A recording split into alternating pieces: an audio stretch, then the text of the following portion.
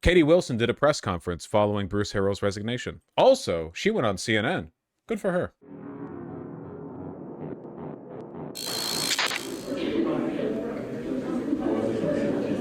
Riveting stuff. Let's move it along. Did she thank you personally? She's promised me 3 political favors, like genie wishes, you know? There's a lot of you here. She's so nervous. Okay, no podium. I'm going to hold my papers. I am so happy to be here on this quintessentially Seattle day, a rainy day in November, to say to all of the people of Seattle, this is your city. And I am delighted, beyond delighted, to be your next mayor. It is an honor and a privilege that I will do my very best to be worthy of.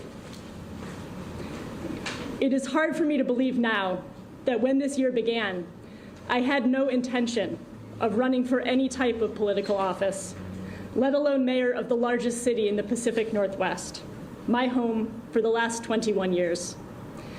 This is the city where my daughter was born and will be raised. This is the city where I have spent From Bellevue to the sea, Seattle will be free. Repairing boats and renovating apartments, and where I co-founded the Transit Riders Union with friends and community members 14 years ago to organize and advocate for the interests of working people.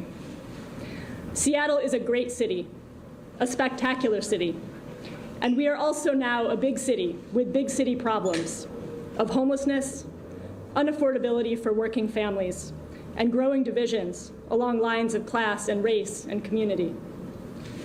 9 months ago, I made the decision to run for mayor because I sensed that the people of Seattle and its government were out of step, that voters were in search of a new direction. This didn't really occur to me before because, of course, I only moved here a little while ago, but Seattle's really grown in the past decade or so. Like, I saw some comparison photos that I really couldn't believe. Like, look at this. Hold on. Seattle 2006 versus 2023. Look at that. Isn't that fucking insane? Look at that. That's a lot. Yeah, no kidding. They really developed the hell out of the place. Tech brought a lot of money. Okay, 2005, 2025. Isn't that fucking wild? Had a goddamn growth spurt. Okay, here's another one. 2011 to 2022. Same road. Sheesh. Just 11 years. You gotta agree that 2005 looks better? No, I really don't. I love big cities. Love big cities. See, the thing that you never appreciate when you're looking at the skyline is that walking around in places like this, where my mouse is, right here, fucking sucks. You know?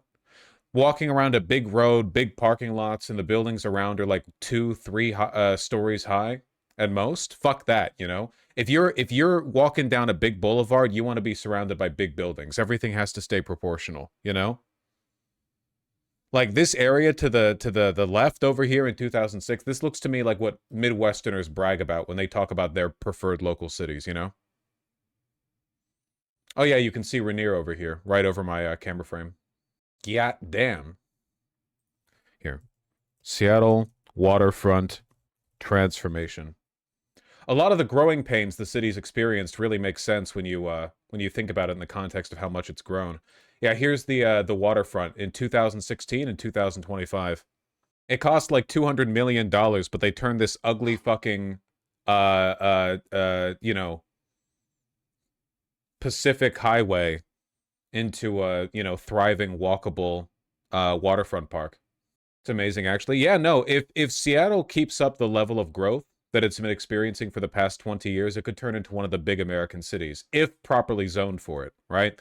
You've got New York, LA, Chicago, and right now Seattle's a long way off, you know? Long way off. But I think in a couple of decades, off the level of growth and interest that's been developing up here, I think that potentially, you could, yeah, you could get that.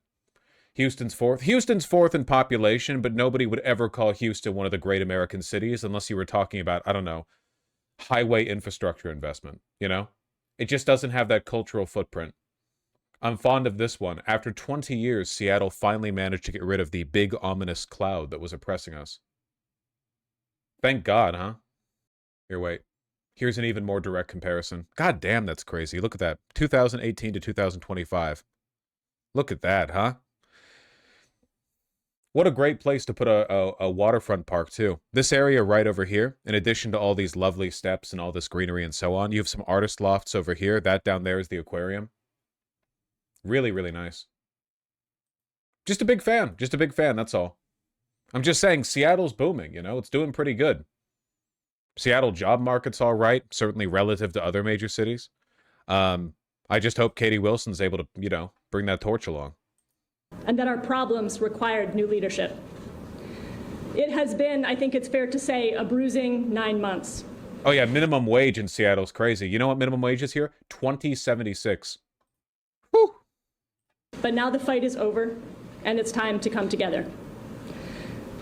Mayor Harrell called me earlier this afternoon to congratulate me on a successful race. And shortly after, I watched the live stream as he gave a very thoughtful and heartfelt address to the people of Seattle. My speech today will be a little bit shorter than his, but don't worry. What's the rent, though? Don't worry about that. Listen, okay? Rent in Seattle is comparable to Los Angeles and many parts of New York, but the minimum wage here is higher. That's all I've got to say, okay? I've seen what rent looks like in LA, but the minimum wage there is significantly lower. You'll hear plenty of me in the weeks and months to come. I want to sincerely thank Mayor Harrell for his many years of service to Seattle and to our entire region. We may not always have agreed on matters of policy and priority, and I think it's safe to say that our political visions differ in some significant ways. But I believe that both of us ultimately want the same thing, and that is the very best for Seattle and all. You're only saying Houston lacks popular opinion, not that it isn't actually a cultural hub of mixed background. No. There's lots of cool stuff to do in Houston. There's lots of cool stuff in Houston, but Houston doesn't have like an identity as a city that drives its national reputation. When I say great American city, I don't just mean population, GDP, or, you know, how many good food trucks there are or whatever. I mean like Chicago has an identity in the American story. LA and New York, of course, uncontested in this respect. Boston would be up there, but it doesn't have the population. San Francisco could potentially be a great American city. They would just have to upzone a bunch of it. I just think Seattle is a contender. Right now, Seattle does not have the cultural power to be a great American city, you know? But it could. Yeah, Philadelphia, Boston, DC, and San Francisco are definitely like closer to the top than Seattle is. I'm just saying, of all those communities, Seattle's growing the fastest. Diverse communities, opportunities for our young people, and a great quality of life for all. I want to recognize that Mayor Harrell has been, and I'm sure will continue to be, a person of great importance to this city. And that he also, we have the biggest much of the mountain last nearby. 20 years serving the people of Seattle, first as a council member, and then, not once but twice, as he reminded us today, as our mayor. I wish him all the best in his future endeavors. Leading a major city is an incredibly hard job, and Mayor Harrell has been at the helm during a difficult 4 years. I look forward to working with the mayor's team to ensure a smooth transition over the next 2 months. And I look forward to working with every member of the City Council next year to make progress on our greatest challenges together. The past 9 months have been for me a remarkable experience. A reporter called my team the other day and asked, who was the mastermind behind this campaign? And I said, because no one saw us coming. No one saw us coming. And while it's true that there were some brilliant individuals who contributed to this effort, the real answer to that question is the literally thousands of volunteers who gave their time, their energy, their effort over the course of those 9 months. This was a grassroots campaign through and through, funded through Seattle's pioneering democracy voucher program and powered by volunteers. We knocked over 52,000 doors since the primary election. Sheesh. And I want to recognize our stellar field team leaders, Sochi Makovich, Artie Nosrati, Cecile Rouge, and James George, and the many super volunteers without whose efforts we simply could not have won this race. And I want to express my profound gratitude to my campaign manager, Alex Gallo-Brown. You guys are so close to nature, it's insane. Yeah, if you can drive 15 minutes out from downtown Seattle and genuinely be in like the woods, and not the like pissy, you know, grass and field kind of woods that you would get in I don't know, if you were driving out from New York or whatever for an hour. I mean like rainforest the woods, like deep the woods. It's beautiful. So reason so many, like, there's a reason REI's flagship store is there. Organizer Matt McIntosh, and to my consultant Jake Simpson and the team at Wind Power for their steadfast guidance throughout this campaign. And of course to my family, my husband Scott. Wait, is Mother Nature legal in America? Buddy, we have more Mother Nature than basically any country on Earth, you know? America's natural landscapes are essentially unrivaled. Nothing else even. I can't think of another country that comes close. Canada? Fuck Canada. Also, like 80% of that shit, you'll die, okay? America is the perfect middle ground, okay? Basically, all of America is survivable to drive through, but a lot of it is essentially untouched, especially in the West. Brazil? Nope. How many paths are you going to take through the Amazon in Brazil? That's the thing. Brazil has lots of nature, but in order to get to it, you need to be like, okay, yeah, here's base camp. This is as close as I can take you. Good luck, you know? America's the perfect middle ground. Every biome on the goddamn planet, roads cutting through all of it, so all of it's accessible, you know? Solid 30% of the country is just untouched wilderness, you know? Nothing beats America, baby. In this regard, nothing beats America. Australia? Want to see 18 trillion square miles of the same completely uninhabitable 118-degree fucking wasteland? Yeah, no, that's great. Thank you. We have every biome, man. We got rainforest. We got tundra. We have everything. God blessed us. It's the promised land. Our daughter Josephine, to my parents, and to all of the friends who have helped out in ways large and small, and ensured that throughout all the stress and chaos of this campaign never was... We don't have rainforest, do we? Dog, I live in a rainforest. The Pacific Northwest is a rainforest. You know how wet it gets here? It's not the same kind of rainforest as the tropics or whatever, but it's a rainforest. Have I felt alone or unsupported? And to all of the volunteers, thank you, thank you, thank you. So many hearts, minds, hands, and spirits were part of our daily work.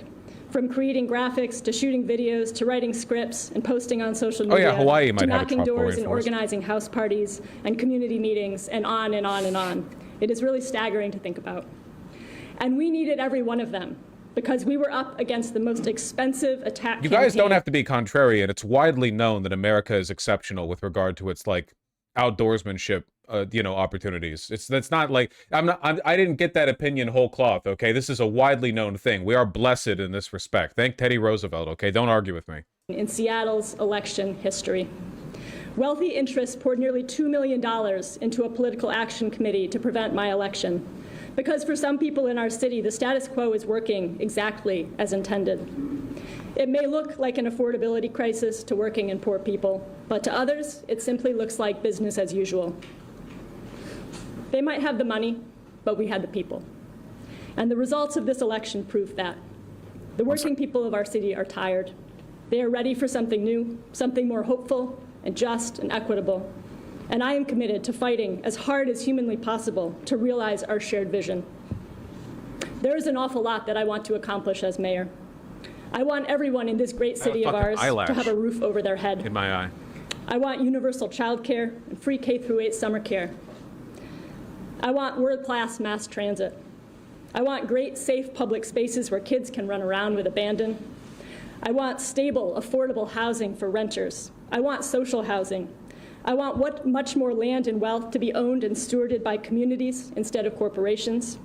I want a robust economy with thriving small businesses, great living wage jobs, and strong rights for workers. I want a city where... Honestly, the main thing that Seattle needs to do to succeed is to grow. It just needs to fucking grow. Seattle needs to grow like crazy, like a weed. And Seattle is building a lot. Like, Seattle is one of the few American cities that's building quite a bit right now.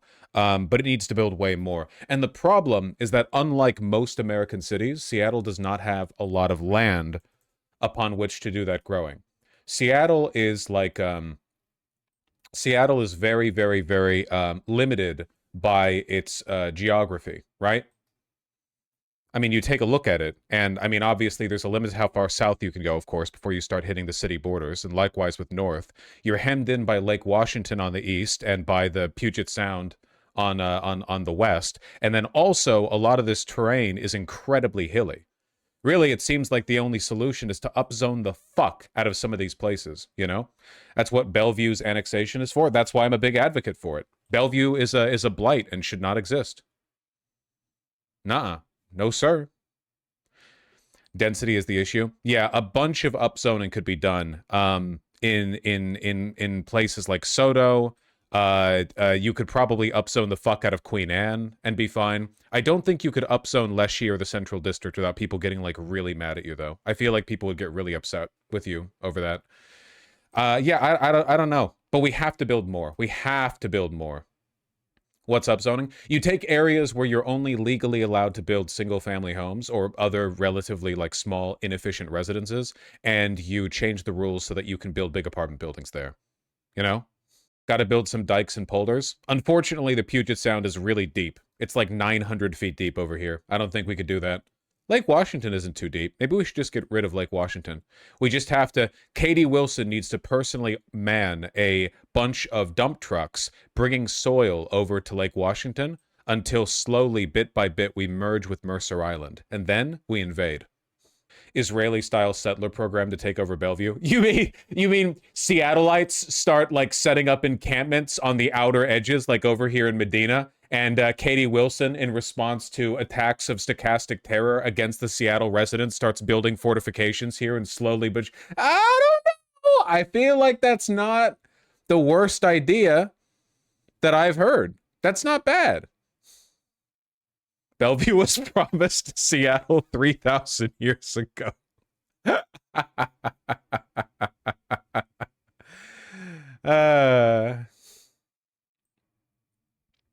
You could probably upzone this entire district, Madison Park, and be just fine. These people all play golf. Look at these fucking houses from above. They all play golf. Isn't this where fucking Bruce Harrell lives or something? In this area? He's somewhere on Lake Washington. He's somewhere over here. Yeah, look, there's a golf club right here. How big is Lake Washington? Yay big.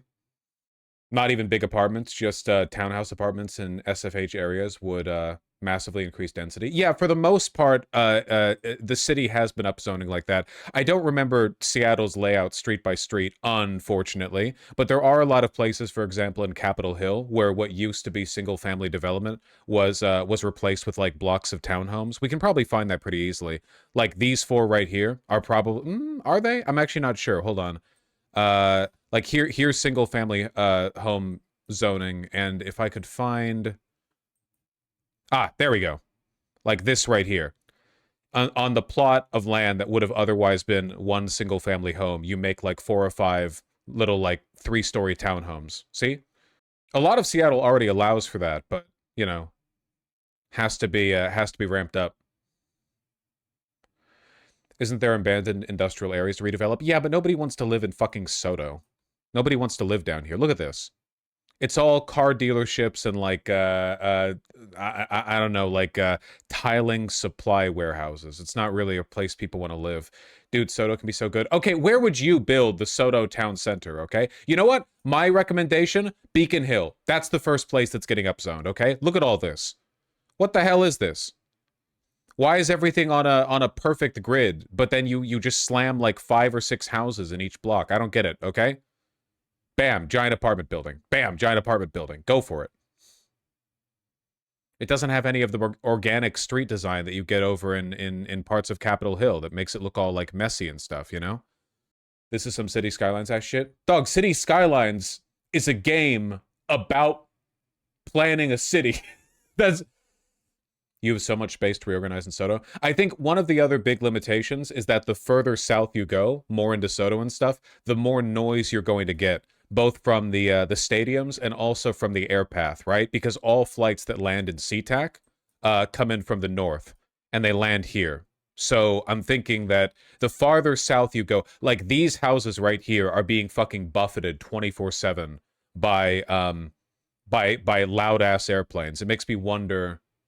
I also think it's softer ground. Is it? I don't know anything about that.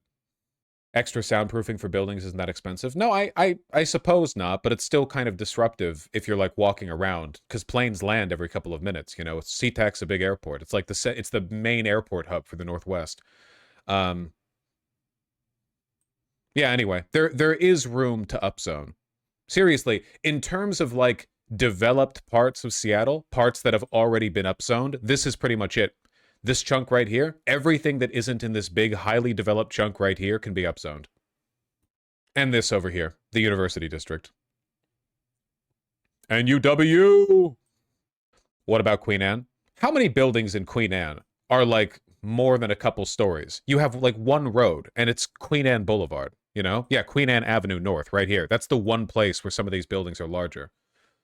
Look at that giant parking lot. At the university, actually, this parking lot is, believe it or not a big deal.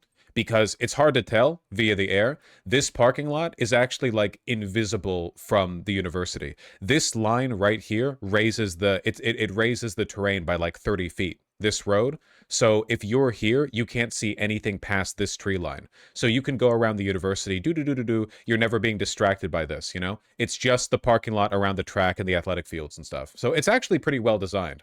However, I agree that it looks like shit from space. Ballard is pretty barren.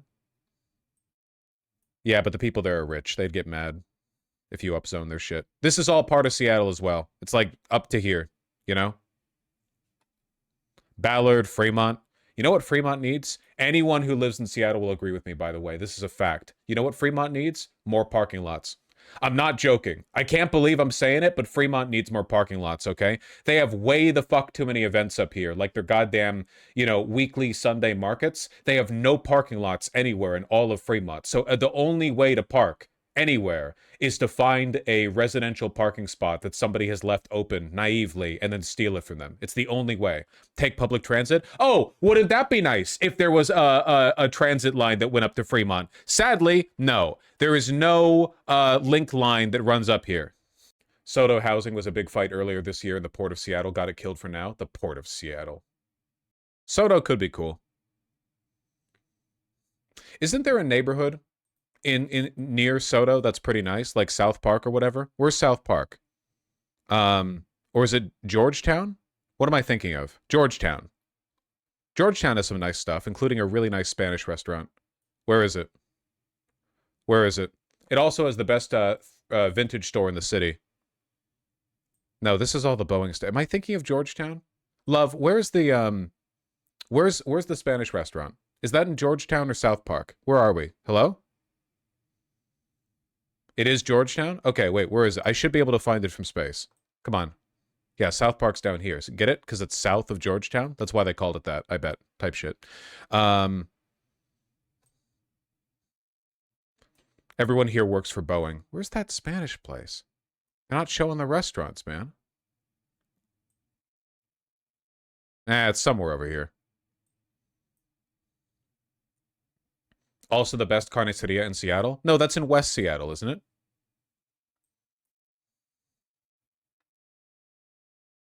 You're right off the 5. Right, you take the 5 exit, and then you're here, and then you take an immediate right onto Bailey. So it should be...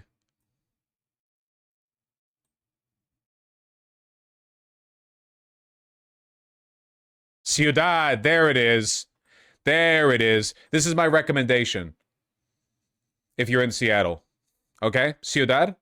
Great place. Great place. And also, yeah, right next to my my very, very favorite thrift store. Where the fuck is that? Where the fuck is that? That's right here. Vintage Barn Owl Vintage Goods. Hell yeah. Okay, sorry. I'm getting way distracted. Yeah, the vibes in the restaurant are excellent. The vibes there are stellar. Is it near a highway? Yeah, but it doesn't feel like it when you're there. Not to be confused with Blue Owl. No, that is confusing, but Blue Owl is not a vintage shop, okay? And you will not be paying vintage prices there. Nor will you be paying vintage prices here, to be honest with you. It's all curated. Anyway, let's just put the rest of the acceptance speech in the bag. Everyone has the basics of a dignified life, including healthy food, access to health care, and supportive communities. I want a city where your health and your life expectancy and your children's future doesn't depend on your zip code or your race. I believe that I will be stepping into office with a strong mandate to pursue this vision. I believe it is notable that all of that money focused on attacking me, but not my vision or platform. And that is because this vision and platform are supported by an overwhelming majority of Seattle residents, as demonstrated by the resounding victories of the other progressive candidates running for office in Seattle this year. Collectively, I believe we will be stepping into office with a strong mandate to tackle the affordability crisis, meaningfully address homelessness, and build a city for working people. Why the There's fuck? something that I've said repeatedly throughout this campaign. I am a community organizer, and I will not stop being a community organizer when I step into the mayor's office. I can lead from inside City Hall, but as a community organizer, I know how absolutely vital is leadership and organizing and movement building from the outside. And I intend to govern in a way that creates opportunities for that organizing, that encourages and responds to it. To the people of Seattle, I say, what I am able to actually accomplish in office will depend on you. It will depend on the support and the pressure and the people power that you all are able to build in the months and the years ahead. It's your work and your initiative that will continue to drive our city and our society forward. When I say this is your city, that means that you have a right to be here and to live a dignified life, whatever your background and whatever your income. But it also means that we all have a collective responsibility for this city and for each other. And to all those who opposed my election and are skeptical of my leadership, you know who you are. There are many of you. I'm very aware that there is anxiety and fear in some circles. I say, tough luck, it looks like you're gonna have to deal with me. Joking. I say, this is your city too. I'm a coalition builder. I know that we are in this together, and we cannot tackle the major challenges facing our city unless we do it together. I will be a mayor for everyone. I will listen, and one thing that works to our benefit is that, unlike Mamdani, it's basically impossible to make her seem scary, you know? Like, people who have been attacking her have mostly been doing so with accusations of incompetence. She's just a very not scary person, you know? Like, she comes across as... I'm not saying this to insult her. I think it's, like, a particular rhetorical style. Kind of, you know, like, nervous, little skittish, you know? What I really hope she's able to develop is, like, a main character persona now that she's mayor, because she needs to make these messages stick in people's minds. It's not enough to just have the right positions. You have to brand them. I mean, branding is the name of the game. You have to be the main character, you know? She's gonna have to fight against a lot of people. A lot of local interests. I literally just saw this while scrolling the feed. This is not, like, planned. I didn't know about this until exactly 8 seconds ago. In a suburb of Seattle between Microsoft and Issaquah HQs, Sammamish, the city council proposed a plan for a 4,000-unit town center, and all got wiped out because of it. The NIMBY interests, man. The NIMBY interests. This isn't actually a part of Seattle, clearly. This is to the east of Bellevue, so it's in the greater metropolitan area. But this sentiment is common nonetheless. These people got wiped out because the fucking boomer NIMBYs nearby were devastated by the idea of having to share their neighborhood with new people. Shit like this is why I don't care for local control over things, TBH. Past a point, you really do start to appreciate why Lenin just started, you know, why the Soviet Union abandoned local control entirely and just started telling towns what to do. Because if you let the locals decide, you're going to get idiotic outcomes every time. I will learn, and although we may not always agree, I am absolutely committed to working together whenever and wherever we can for the good of the city and for all of its residents. And I know, especially in the challenging times that we are in, how important partnerships will be, not just within Seattle, but with King County and throughout Washington State and beyond. I am so looking forward to working in close collaboration with all of our city council members and our new city attorney, with our incoming King County executive, Gurmai Zahalai, with Governor Bob Ferguson and Attorney General Nick Brown, and so many others, as we work to improve the quality of life in our city and state and protect our residents from federal overreach. As a progressive and as a socialist, I believe in good governance. Our government is how we act collectively. Fun fact, NIMBYs have no power over federal land. You can't build new developments over federal land. I mean, you could, but what would that be like logistically? It would be on federal land, not part of the local city. Like, The federal government would be like extending construction into its own land adjacent to it. It can't really work that way. Federal land is designated for specific, for specific purposes. Really, it's just about what we need is a can-do culture in this country. We need momentum. We need energy. This country used to be, look, for all the faults of our national ancestors, this country used to have a hell of a lot more can-do spirit. We can move west. Not saying it was good, but they did think they could, and they could. We can build up. We can build the Empire State Building in 18 months or whatever. We can do lots of stuff. Nowadays, everybody just like the most bold vision people seem to have for the future is maybe we can keep things the same. It's fucking pathetic, The most ardent America lovers are planting their feet in the ground and being like, maybe if we're okay with accepting a bunch of compromises, we can just keep things as they were. Maybe we can go back. Like, it's ridiculous, We accomplish the things that can only be done together. I believe that our city should be able to tackle big challenges and take on big, ambitious projects. And I believe it is a very bad thing when people begin to lose faith in the ability of their government to be responsive and effective and to deliver results for its constituents. I look forward to working alongside all of the dedicated public servants. Can native reservations be expanded to make up the entire country? Buddy, I got bad news for you. If upzoning is what you want, you should take a look at the average let's say, level of zoning development in a native reservation, okay? Got a solid, what are we looking at here? Person per square acre? Not exactly what we want to replicate in our cities. Work for the city of Seattle. Square not just acre. To advance a transformative policy agenda, but to make sure that we are delivering basic services, communicating with constituents, working collaboratively with every single neighborhood around the city, and building that faith and trust in government that is so essential and yet so rare in our times. Now, I know that everyone is eager for information about our transition process and the team that we are building for the mayor's office.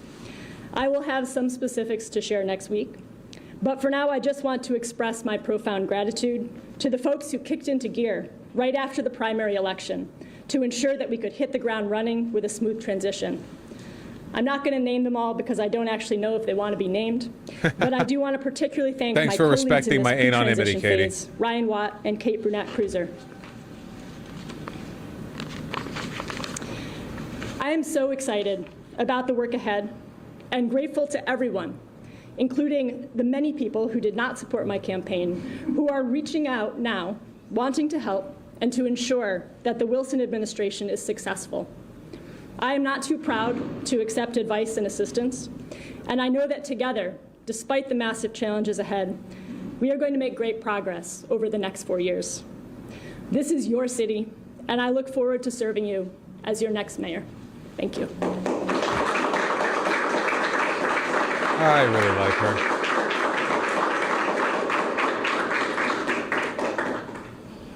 Yeah, we should be proud of this, man. Again, I know, like, I'm playing it up a little bit as a joke, but it's pretty inarguable, at least very strong chance that the small margin by which she won is attributable to the work of PV in this community. That's it's not like a unrealistic thing to say. It's actually more likely than not at these margins. We got to take credit. First of all, congratulations, Marty Salisbury of Virgin Media. Central District of Seattle Black communities are primarily who we report to. Everybody appreciates our reporting. You flipped a lot of votes in Seattle Central District and South End, especially black voters who last election voted for Mayor Harrell. They said that they see promise in you. I know you met with a lot of different groups across Seattle's black community. As close to this election is, that black vote very well might be a difference maker here. What's your commitment now moving into office to follow up with these different black organizations and groups and communities that you met with? Great question. And, going back to what I said about I'm a community organizer, those relationships, we're going to continue building them, right? And I think you'll see that my mayor's office is going to have a really strong orientation toward not just waiting for people to come to us, because it's the people with the most resources and the most power that, have the ability to come to City Hall. We're going to be out there. We're going to follow up with all of the people, all the organizations that we talked with during the campaign, and more that we didn't get to. And we're going to be making sure that everyone has a voice voice in City Hall, and we're going to work together on the priorities of the Black community and other communities around the city that often have felt in the past like they haven't had a voice. There are Black people in Seattle? No, I kid. Really, though, the redlining in Seattle is so fucking bad. Anyone who's lived here can tell you. There are, like, no Black people anywhere in Queen Anne, Capitol Hill, whatever, right? Anywhere north of the line. The line is Rainier Boulevard. On Rainier Boulevard and in the neighborhoods, like, directly adjacent to it, like Judkins and to the south parts of Beacon Hill and stuff like that, that's, like, it's all the Black and all of the, like, South Asian people, you know, a lot of Muslims, stuff like that. It's insane how packed in they are, you know. It's an incredibly, like, I would love to see a neighborhood by neighborhood racial makeup polling. Why is your redlining so bad? Honest to God, no clue. I don't know. I'm sure there's some historical reason for it. For example, the Judkins area is also known as Little Africa Town. And the crosswalks there are painted in the Pan-African flag colors. So I'm going to guess that the Judkins area has probably been Black for a long time, you know? There are a bunch of, like, Black community centers there. They have Black historical figures that are painted on electrical boxes. That's probably been like that for a while. Now, I don't know whether it's always been like that with Rainier, you know? No clue.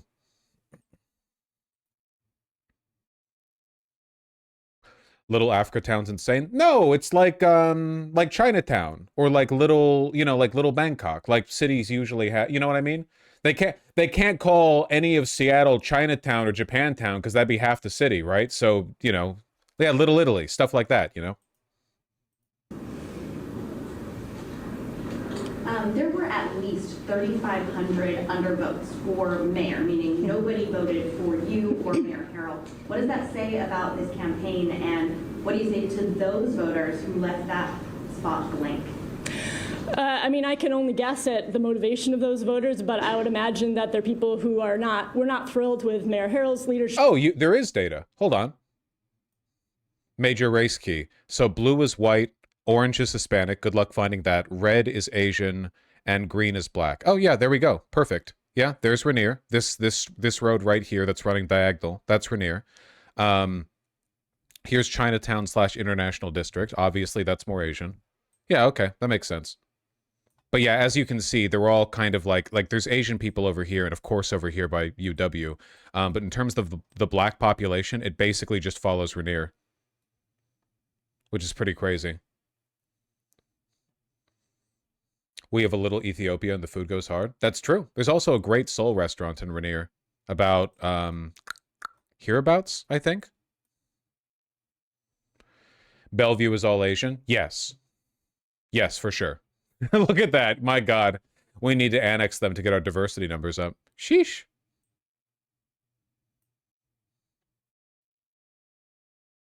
What kind of soul? I don't know. It's been a while.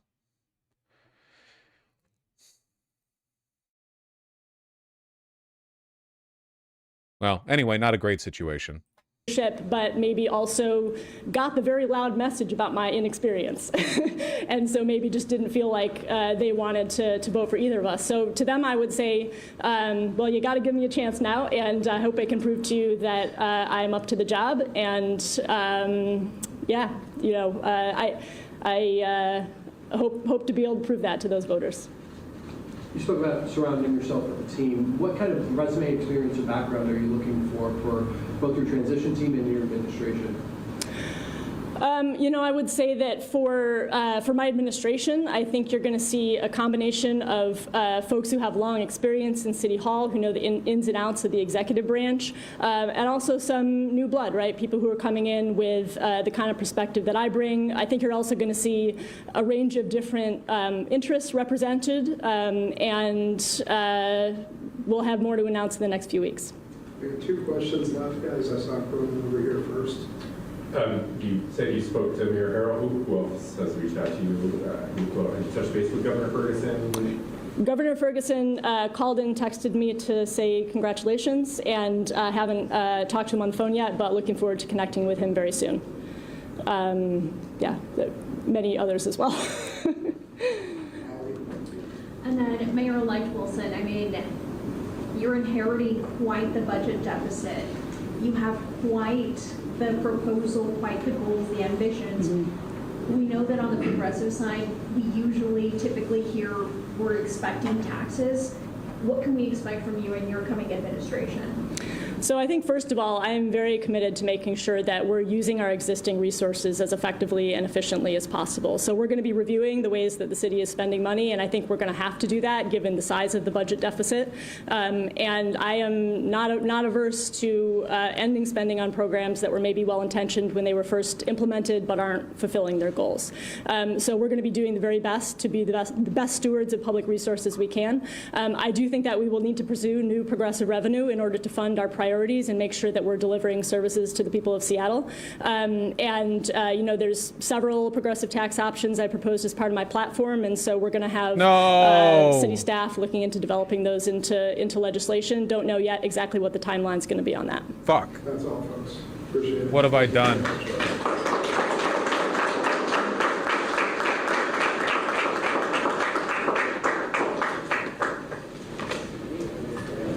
Farewell, Katie.